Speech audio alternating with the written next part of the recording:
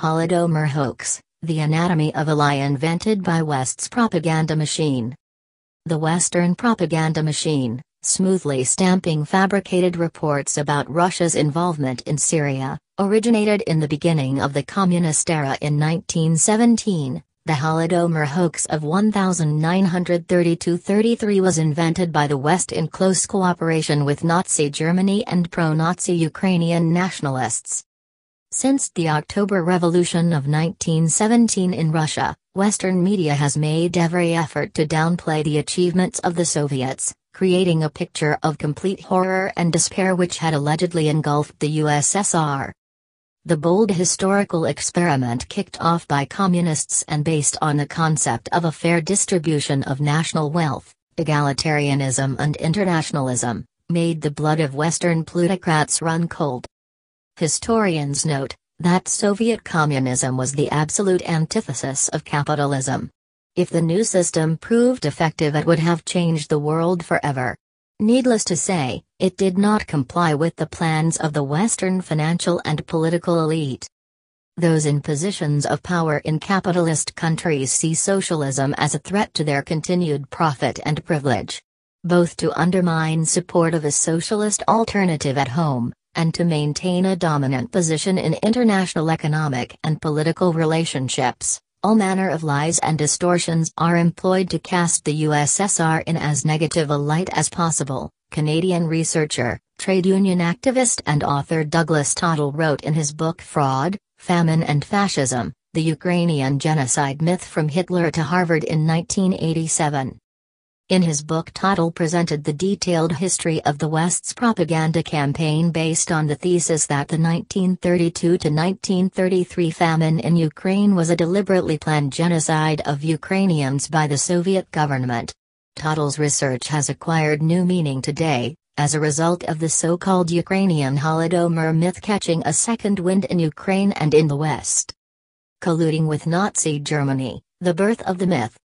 The roots of the famine genocide propaganda campaign lay in a series of articles written by noted journalist, traveler and student of Russian affairs Thomas Walker for the Hearst Press in 1935. The articles described the horrific famine of 1932-33 in Ukraine, while photographs, accompanying the stories, portrayed desperate victims of the famine. The material and the photographs were truly impressive, but, as it turned out later, noted journalist Thomas Walker had never visited Ukraine in 1932-1933, furthermore, he never existed. As for the photographs, U.S. investigative journalists revealed in 1935 that some of them were taken in war-torn areas of Europe just after the First World War, others depicted the Volga famine victims of 1921-1922 in Russia. Tottle pointed out that American newspaper publisher William Randolph Hearst had no scruples about publishing fabricated reports. Not only were the photographs a fraud, the trip to Ukraine a fraud, and Hearst's famine genocide series a fraud, Thomas Walker himself was a fraud, the Canadian researcher narrated. However, the Walker famine photographs are truly remarkable in that, having been exposed as utter hoaxes over 50 years ago, they continue to be used by Ukrainian nationalists and university propaganda institutes as evidence of alleged genocide, Tottle noted in 1987, and remarkably, nothing has changed since then. In fact, it was not Hearst who launched the famine genocide campaign. The press mogul had powerful allies, German and Italian fascists.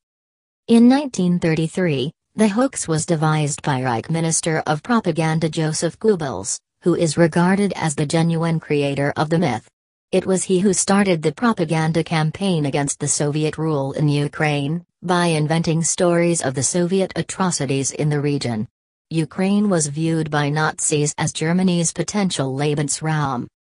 In 1934, Hearst visited Nazi Germany and met with the infamous German Führer. It was following Hearst's trip to Nazi Germany that the Hearst Press began to promote the theme of famine genocide in Ukraine, Tottle stressed. Taking a soft line on the Nazis' activities in Germany, Hearst unleashed an all-out propaganda war against the USSR. He denigrated Soviet industrialization and collectivization achievements, at the same time eulogizing about Nazi Germany's economic developments. However, Hearst was by no means the only extreme right-wing news mogul in the U.S., Tottle remarked. It should be noted that Nazi Germany's economic miracle had actually happened due to generous investments made by British and American capitalists. This story is brilliantly described by American economist Guido Giacomo Preparata in his book Conjuring Hitler. Cold War era, Holodomor myth adopted by West. Although the German Lebensraum dream had not come true, the famine genocide hoax was willingly adopted by Western policymakers as well as their subservient academics and media sources during the post-World War II Cold War era. An anti-communist marriage of convenience took place between the American ultra-right and Ukrainian nationalists, sections of whom collaborated with the Nazis. These now required new clothes and a cover story for past activities, while the Cold War promoters could point to such people as living witnesses of the communist menace facing humanity, Tottle narrated. There were dozens of books written by former Nazi Ukrainian collaborators and Western authors, which told false stories of Soviet atrocities, brutality and ruthlessness.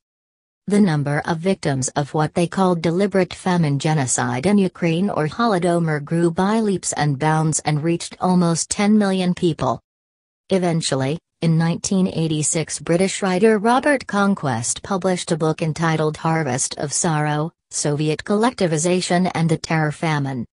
Needless to say, the research conducted by Conquest, a former employee of the IRD, Information Research Department, the British Secret Service disinformation project aimed against Soviet Russia, bore little, if any, relation to reality. Tottle pointed to the fact that Conquest mostly relied on biased rightist Ukrainian sources, 1935 Hearst press accounts, Thomas Walker's non-existent travel notes and his fake collection of photographs, and books written by members of the infamous Organization of Ukrainian Nationalists, OUN, that collaborated with Nazi Germany during World War II. To illustrate the extent of Conquest's anti-Soviet paranoia, Tottle referred to another book, written by the British author together with John Manchip White, What to Do When the Russians Come, A Survivalist's Handbook, 1984. The book draws up a list of ingenious variations of communist terror in store for democratic Americans, including the specter of gang rape of American women by Russian soldiers, a miserable fate for American children, and warning of inevitable famine, Tottle noted, adding with a touch of sarcasm, what better historian to give a scholarly veneer to the famine genocide campaign than Dr. Robert Conquest? Indeed, it now becomes clear what propaganda techniques lie at the root of the West's present narrative of Russia's phantom menace and the threat it poses to Ukraine, the Baltic states and the rest of Europe. What really happened in 1932 to 1933? But what did really happen in Ukraine in 1932 to 1933? The 1917 Russian Revolution was followed by military intervention by 14 foreign powers, including the United States, Britain and Canada, and an extended civil war. The destruction of 7 years of war, revolution and intervention combined with severe drought, resulted in widespread hunger and starvation, the Russian famine of 1921 to 1922, the Canadian researcher pointed out. Having survived these hardships, the Soviets launched the project that had no precedents in history, the building of a socialist society. They had to transform a backward state into an industrialized country with an effective agricultural sector. The USSR's collectivization and industrialization projects were aimed at accomplishing this task. It is worth mentioning that the Russian Empire had suffered from periodic devastating famines since the end of 19th century, long before Bolsheviks came to power in 1917. Then there was a series of famines in 1920-21, 1924, 1927 and 1928. There was indeed a famine in 1933, not just in Ukraine, but also in the Lower Volga and the North Caucasus. Canadian urban planner Dr. Hans Blumenfeld, who worked as an architect in Ukraine at the time of famine, recalled as quoted by Tuttle.